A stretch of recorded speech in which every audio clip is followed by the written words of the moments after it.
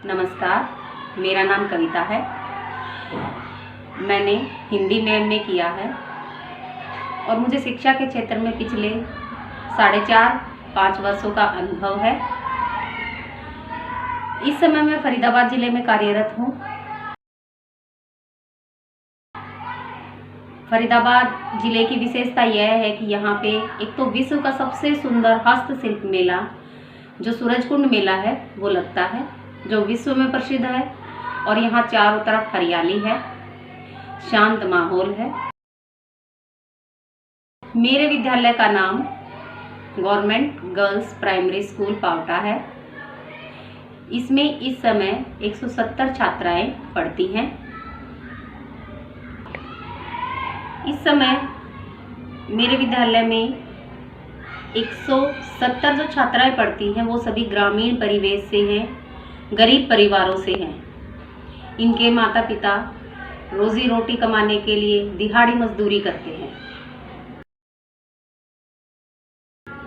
जब मैंने इस विद्यालय में कार्य ग्रहण किया था उस समय मेरी न्यू ज्वाइनिंग थी और मेरी समस्या ये थी कि उस समय इस विद्यालय में एक भी रेगुलर टीचर कार्यरत नहीं था। इसके कारण छात्राओं का पढ़ाई से बिल्कुल ध्यान हट चुका था। पढ़ाई की तरफ उनका कोई रुझान नहीं था।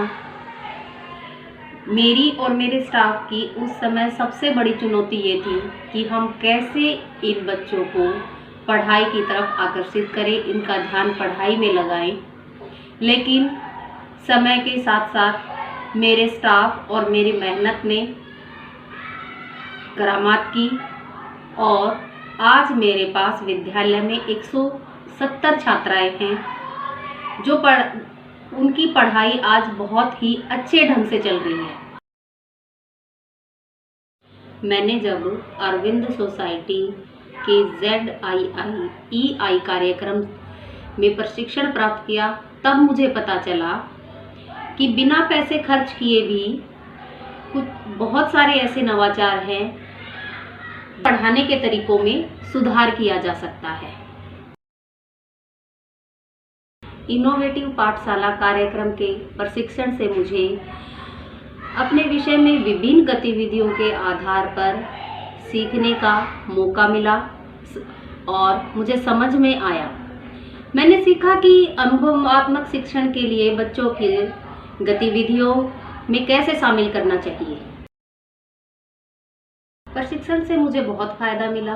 मेरे दिमाग में जो गतिविधियां चल रही थी मैं उसे ठीक ढंग से बच्चों के सामने क्रियान्वित कर पाई कि मुझे बच्चों को किस ढंग से पढ़ाना चाहिए।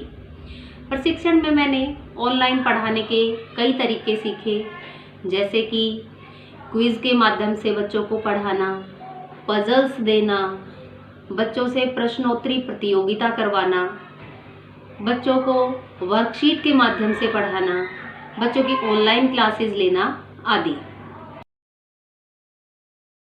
मुझे खुशी है कि इस काम को करने में ZII के प्रशिक्षक नारायण सिंह सर ने मेरी बहुत मदद की। मैंने अपना आइडिया उनके साथ साझा किया और उन्होंने मेरे आइडिया को सुधारने में मेरा सहयोग किया।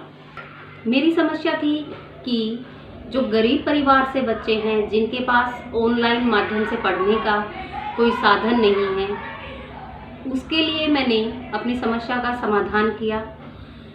मैंने बच्चों को और उनके माता पिता को इस बात के लिए राज़ी किया कि कम से कम सप्ताह में 2 से 3 दिन अपने पड़ोस में जो बच्चे जिनके पास व्हाट्सएप है, जिनके पास एंड्रॉयड फ़ोन है, उनके पास भेजें और वहाँ पर वो अपनी ऑनलाइन पढ़ाई करें। मैंने दूसरे बच्चों के माता पिता से भी बात की, उन्होंने मेरा पूर्ण सहयोग किया। मेरी SMC ने मुझे पूर्ण सहयोग किया। इस प्रकार मैंने जो बच्चे ऑनलाइन माध्यम से नहीं पढ़ सकते थे उनकी समस्या का भी समाधान किया। साथ ही कोविड के इस दौर में मैंने और मेरे स्टाफ ने बीच बीच में जाकर बच्चों को घर पर जाकर उनका काम चेक करना, उनको सप्ताह में 2 या 3 बार घर जाकर काम देना और उनको समझाना, बीच बीच में उनकी क्लासेस लेना और हर समय फ़ोन पर उपलब्ध रहना हम लोगों ने बच्चों के लिए किया। इस प्रकार मैंने अपनी समस्या को बहुत हद तक सुलझा लिया। मेरा विद्यालय आज के समय में एक रोल मॉडल है। कम से कम पूरे मेरी CRC में, पूरे फरीदाबाद में मुझे लगता है कि मेरा विद्यालय एक रोल मॉडल है, क्योंकि जिस समय मैंने विद्यालय में ज्वाइन किया था मेरे विद्यालय का नाम शायद ही कोई जानता हो, परंतु इस समय मेरा विद्यालय नंबर 1 पर है।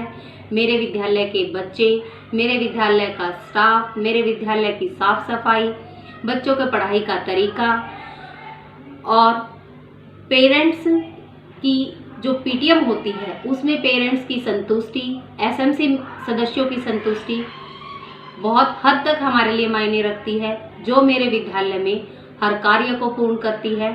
तो आज मेरा विद्यालय हर मायने में नंबर 1 है। इस कारण मेरा विद्यालय आज रोल मॉडल है। मैं श्री अरविंद सोसाइटी और HDFC बैंक को यह मंच प्रदान करने के लिए धन्यवाद देना चाहती हूँ। धन्यवाद।